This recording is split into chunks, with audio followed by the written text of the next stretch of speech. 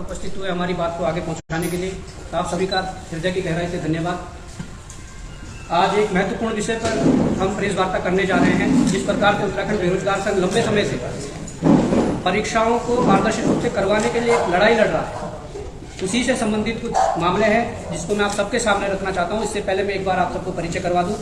हमारे साथ श्री हरिओम भट्ट जी है, बेरोजगार संघ से हमारे। नितिन दत्त जी है, मसूरी से हैं। राम कटवाल जी है, कोटद्वार से हैं। हमारे बीच कुलदीप सिंह जी हैं, गुड़गांव से हैं। हमारे बीच जितेंद्र ध्यानी जी हैं। हमारे बीच मोहन कैंतुरा जी हैं, मसूरी से। और रमेश चौहान जी हैं, चकराता से।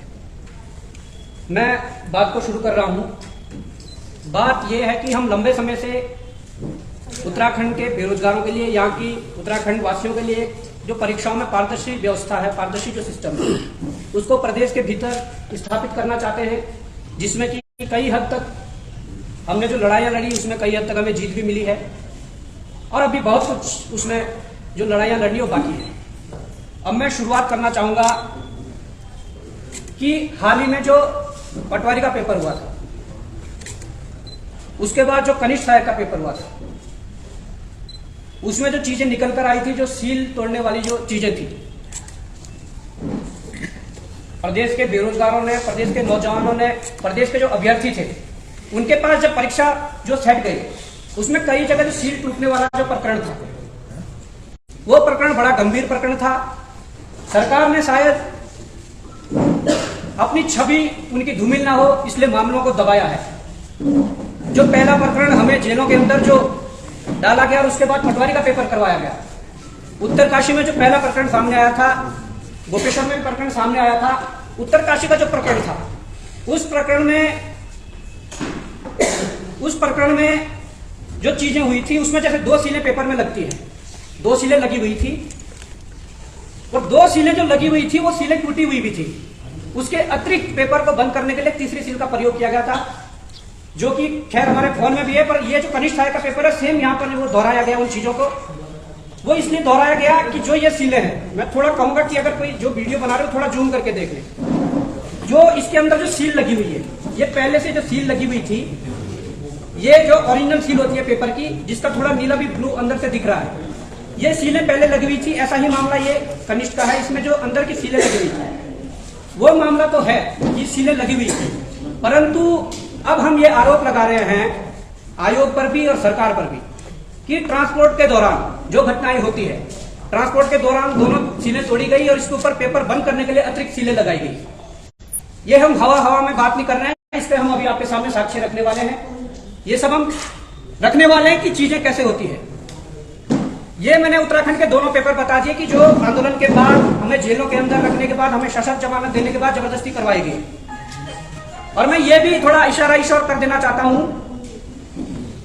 कि जो दिल्ली के लिए अटैची जाती है ना, मोटे पैसों की, उस अटैची में पैसे कहां से गए, उसकी रिकवरी इन परीक्षाओं से करवाई जा रही है। ये मैं आपको बताना चाह रहा हूं। अब एक परीक्षा में नहीं तो दूसरी में करना चाह रहे हैं, दूसरी में नहीं हुआ तो तीसरी में करना चाह रहे हैं। इस प्रकार के धंधे चल रहे हैं। मैं ये आप सबके सामने साबित करने वाला हूं। 25 फरवरी 2023 को उत्तराखंड देहरादून में एक परीक्षा होती है। परीक्षा आईलेट्स की होती है। आईलेट्स को मैं थोड़ा आप सामने एक्सप्लेन कर दूं। इस परीक्षा के माध्यम से हमारे जो देश का बच्चा है, प्रदेश का बच्चा है, इस परीक्षा को पास करने के बाद विदेशों में नौकरी करने भी जाता है, विदेशों में पढ़ने भी जाता है, जिसके लिए कि भारत सरकार पूर्ण तरीके से उन्हें सहयोग करती है। आप सब पत्रकार बंधुओं को ये पता है। एक गिरोह होता है राज्य का, जो गिरोह होता है नकल माफियाओं का, एक होता है राष्ट्रीय गिरोह और एक होता है अंतर्राष्ट्रीय गिरोह। तो यहाँ पर जो चैन बनी हुई है, यहाँ पर राज्य गिरोह से लेकर, राष्ट्रीय गिरोह से लेकर अंतर्राष्ट्रीय गिरोह तक ये चैन बनी हुई है, जिसका खुलासा हम करने वाले हैं। 25 फरवरी 2023 को पेपर होता है। शाम को 11:11 पर यहां से जो एक कंटेनर है, जिसमें कि ये जो उनकी OMR वगैरह होती है, वो दिल्ली के लिए रवाना होती है। उसमें मैं बताना चाहूंगा 11:11 पर रवाना होती है। 17 फुट लंबा एक कंटेनर होता है। 17 फुट लंबा कंटेनर में यहां से जब देहरादून से वो शहर को छोड़ते हुए ट्रक आगे बढ़ता है, तो उत्तर प्रदेश की सीमा लगते ही मोहन एक इलाका पड़ता है। वहां पर उत्तराखंड नंबर की 2 गाड़ियां, एक देहरादून नंबर UK 07 और एक UK 08 रुड़की नंबर की गाड़ियां, उन कंटेनर का उस पीछा करती है और मोहन के इलाके में उसे रोक लेती है। वहां पर उस कंटेनर का ताला तोड़ा जाता है। वहां पर फिर जो डिजिटल लॉक होता है, ताले लगने के बाद जो डिजिटल लॉक होता है उसको भी तोड़ा जाता है। अब ये देखिए कि जो उस ताले को तोड़ने वाले थे वो या कहीं के भी उत्तराखंड के हैं, बाहर के हैं, परंतु जो 2 गाड़ियां गई वो उत्तराखंड के यूके 07 और यूके 08 मतलब देहरादून और रुड़की नंबर की गाड़ियां थी। उन्होंने वहां पर ताला तोड़ा 17 फुट के, अब गंभीरता देखिए विषय की, 17 फुट के कंटेनर में उन्हें पता है कि 17 फुट के कंटेनर में जो वो कॉफियां रखी गई है वो किस जगह रखी गई है। ताला तोड़ने के बाद सीधे वहीं जाते हैं, उस लोकेशन पे जाते हैं, नहीं तो 17 फुट में वो पहले ढूंढते फिर। वो किस लिए होता है? वो इसलिए होता है कि उन्हें पता होता है, क्योंकि अंदर के लोग जहां से OMR बाहर निकलती है वहां पे उन्हें पता होता है कि कहां पे रखा है, कहां पे शिफ्टिंग की गई है, ये सारी चीजें उन्हें बता दी जाती है। तो मैं कहना चाहूंगा कि जो पटवारी और इसमें जो सील वाला प्रकरण हुआ, आयोग ने हाथ खड़े किए, आयोग अपनी सफाई दे रहा है। हमारा जो सरकार है वो बड़े बड़े होर्डिंग लगा रही है कि हमने नकल रोधी कानून लाने के बाद 3 परीक्षाएं सफलतापूर्वक पूरी कर दी है, जबकि हालात ये है कैसे डिजिटल लॉक तोड़ा गया, किस प्रकार से कॉपियां बाहर निकाली गई। और मैं चाहता हूं कि हमारे साथ जो कुलदीप भाई हैं, इनका ट्रांसपोर्ट का पूरा अपना बिजनेस है, ऑल इंडिया इनकी वो गाड़ी थी। मतलब आपके साथ यहाँ से गाड़ी जाने के बाद जो घटना हुई, आप एक्सप्लेन करिए पूरे पत्रकार महोदय के साथ कि क्या से क्या शुरू से लास्ट तक।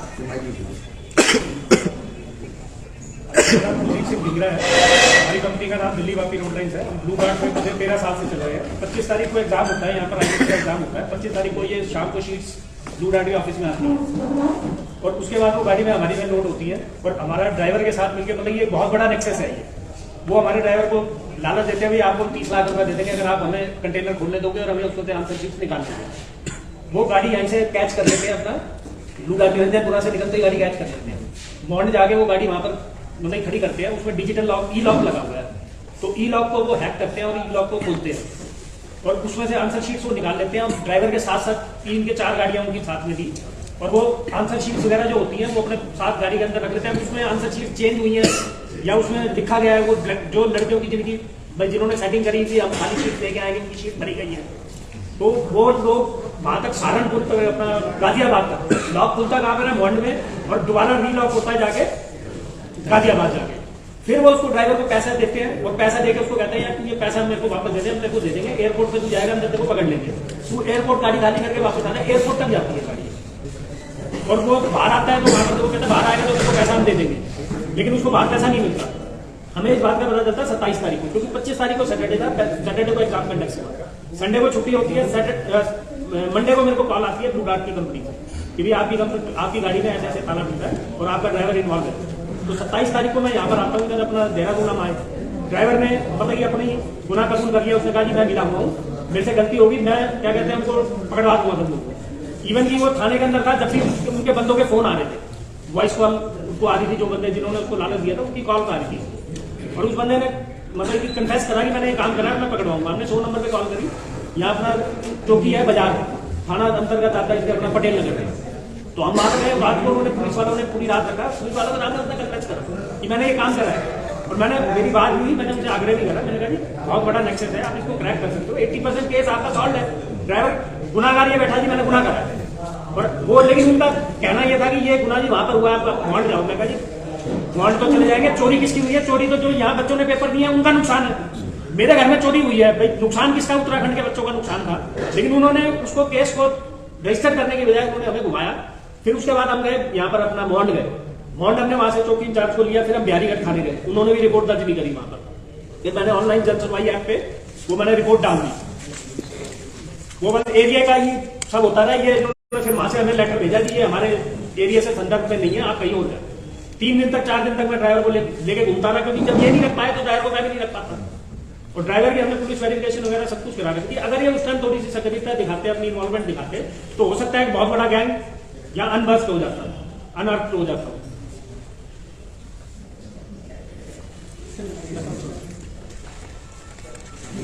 मैं कहता हूं कि जो पुलिस प्रशासन की जो यहाँ पर जो कार्रवाई थी वो देहरादून पुलिस को करनी चाहिए थी, परंतु मुझे ये शंका हो रही है कि जब उस ड्राइवर को 12 बजे गिरफ्तार 27 तारीख को कर लिया था तो रात भर उसे थाने में रखेगा, परंतु 28 तारीख को 2 बजे उसे छोड़ दिया जाता है। मुझे ये शंका है ये इतना बड़ा गिरोह है, कि निश्चित रूप से वहां जो चौकी वाले हैं, थाने वाले हैं, उन्होंने ऊपर फोन किया होगा कि ऐसा मामला है।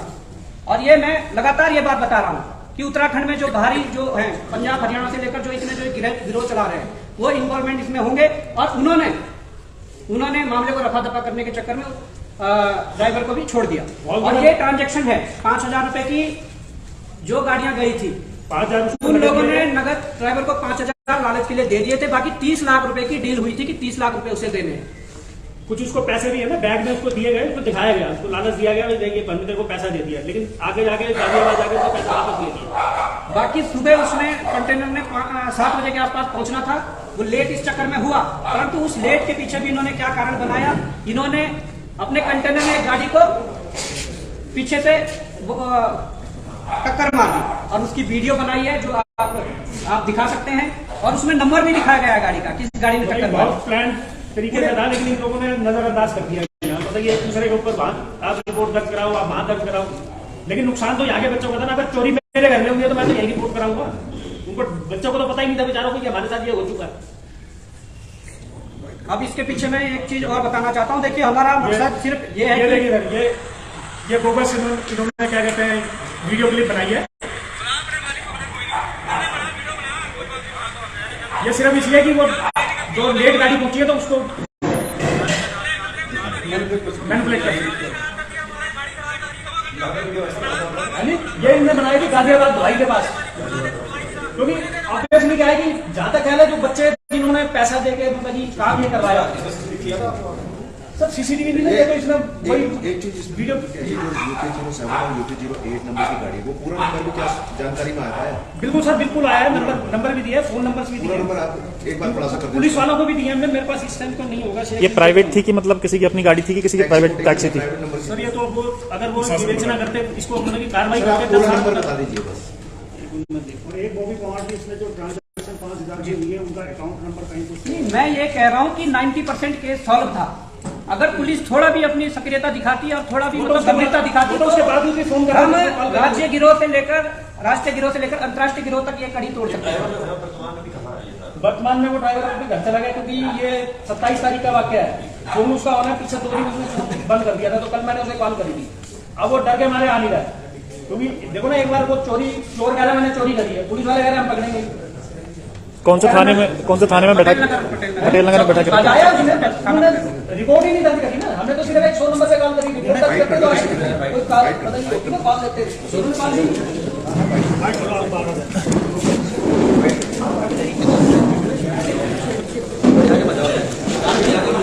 आगे भी जाना। ये नंबर है भाई साहब, कहाँ गए वो नंबर? चलो ले लेंगे आपका ही लो चलिए।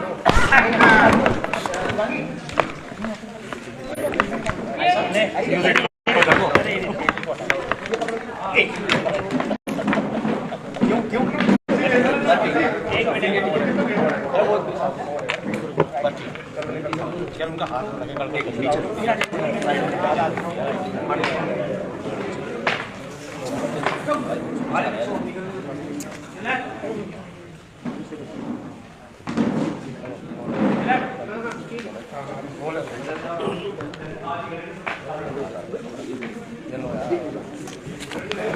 ठीक है।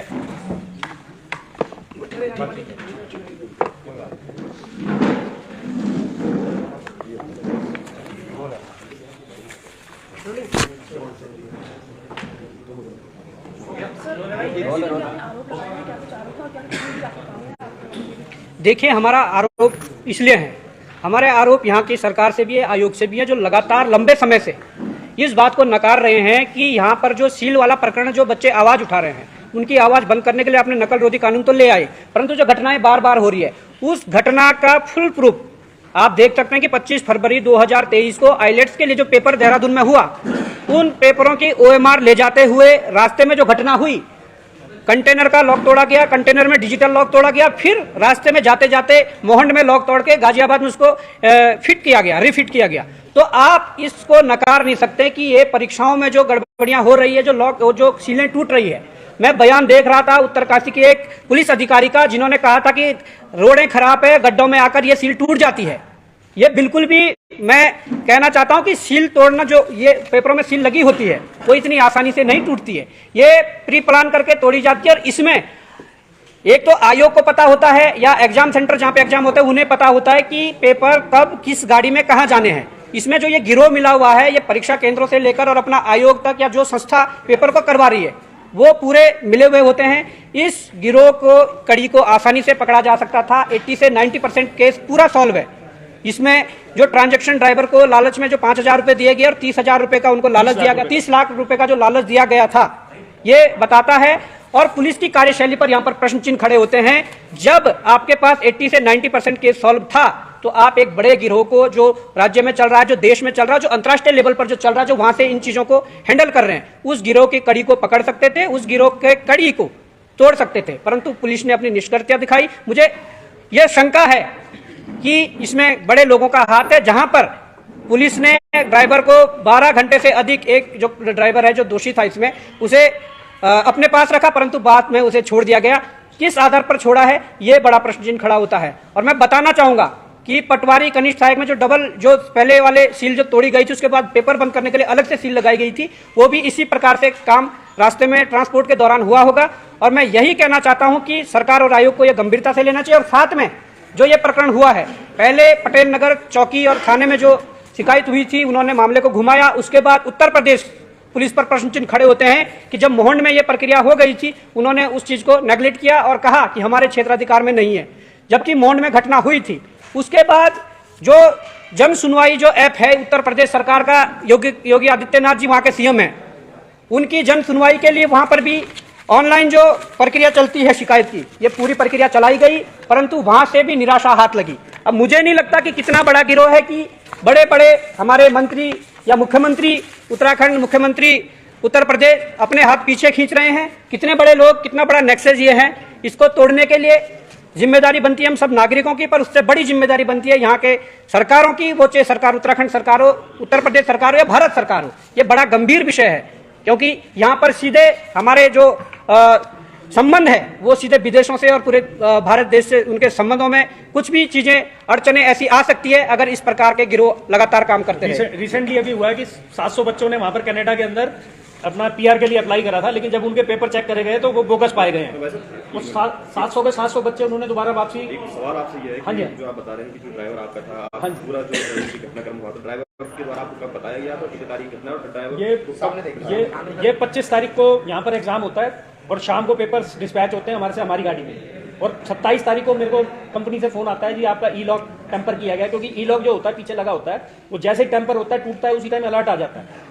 वो उन्होंने बताया जी हमें अलर्ट आया कि 26 तारीख को, मतलब कि 12 बजे तक, 12:15 बजे तक गाड़ी यहाँ पर मोहन खड़ी रही है। फिर हम यहाँ पर 27 तारीख को हमें पता चला, तो 27 तारीख को हम देहरादून आए यहाँ पर। तो ड्राइवर को हमने कहा तू सच बता देगा तो हम तेरे को कुछ नहीं कहेंगे। तो उसने कहा जी मैं इसमें इन्वॉल्व हूँ, ये ताला खोलने में मैंने मदद करी थी, मुझे 30 लाख रुपए का लालच दिया गया था और मैं अपनी पूरी कोशिश करूंगा कि इनको ट्रैप कराने में पूरी कोशिश करूंगा। और हम वहां पर बैठे थे, उस बंदे का फोन भी आया, जिस बंदे ने मतलब इसको लालच दिया, जिन बंदों ने ये काम करा है, उसका फोन भी आया, उसकी रिकॉर्डिंग भी है हमारे पास। मतलब वो बंदा फोन कर रहा था, क्योंकि वॉइस कॉल जो होती है मेरे ख्याल से वो शायद रिकॉर्ड नहीं हो पाती, लेकिन हमने तो ड्राइवर ने आपको ये बताया था, स्पष्ट किया था ड्राइवर ने कौन लोग थे या क्या थे, थाने की अगर हम बात करें तो थाने में बयान दर्ज। हाँ जी, उसने बताया सारा कि कौन, विक्की नाम का एक लड़का था उसमें इन्वॉल्व, और अपना ये कारें थी 2-3, जिसमें से एक नंबर है UK07 DW2102। चौकी इंचार्ज थे ओम प्रकाश जी, उन्होंने उस पर चेक भी करा था, परिवहन पे या जो भी इनकी ऐप है उसके ऊपर उन्होंने चेक करा था, एक गाड़ी यहाँ देहरादून नंबर की थी। अब ये बाद में पता चलता कि वो गाड़ी में चोरी की नहीं थी, हो सकता है कि गाड़ी जेन्युइन भी हो। अगर वर्तमान में ड्राइवर अपने घर बैठा हुआ है छुप के, फोन उसका ऑन है, वो इजीली ट्रैक हो सकता है, कोई ऐसी दिक्कत वाली, क्योंकि हमने पुलिस वेरिफिकेशन करा रखी है। हमने उसके दिल्ली तक, जहां वो कमरे में रह रहा था, हमने वहां तक भी सीलें उसके कमरे से मिली है। अब मैं 90% केस सॉल्व। अब जरूरी तो नहीं है ना कि ये नेक्सस जो है सिर्फ इसे आईलेट्स के एग्जाम से ही जुड़ा हो, अगर पकड़ा जाता तो हो सकता है कि मैं कोई और भी कई काम करें। अब मैं ये बताना चाहता हूं कि इनका जो ऑल इंडिया ट्रांसपोर्ट का जो अपना काम है, इनके पेपर में कोई ऐसा, इनके गाड़ी में कोई ऐसा नहीं है कि कोई प्राइवेट या CBSE बोर्ड या इसी तरीके एग्जाम की तो ट्रांसपोर्ट होता है। इसमें सरकारी जो नौकरी के लिए परीक्षाएं होती है, उनका ट्रांसपोर्ट भी इसी तरीके से होता है। और जो सील तोड़ने वाली घटना उत्तराखंड में हो रही है, वो निश्चित रूप से इन्हीं कारण से हो रही है कि ट्रांसपोर्ट के दौरान पेपरों की सील तोड़ी जा रही है और अपने लोगों को फायदा पहुंचाने के लिए वो प्रश्न पत्र जो चुराए जा रहे हैं, उनकी फोटो खींची जा रही है। वो आपके सामने एक्सप्लेन करने की जरूरत नहीं है कि उत्तराखंड में लगातार कई माह से ये प्रकरण चल रहे हैं। क्योंकि हमारी गाड़ियां ये ना पंजाब भी चलती है, पंजाब के अंदर सबसे ज्यादा बच्चे जाते हैं मेरे ख्याल, पंजाब और हरियाणा में सबसे ज्यादा बच्चे आए थे इसके काम के लिए। बाकी अभी बाहर बाइक करेंगे, ये ले लो यार।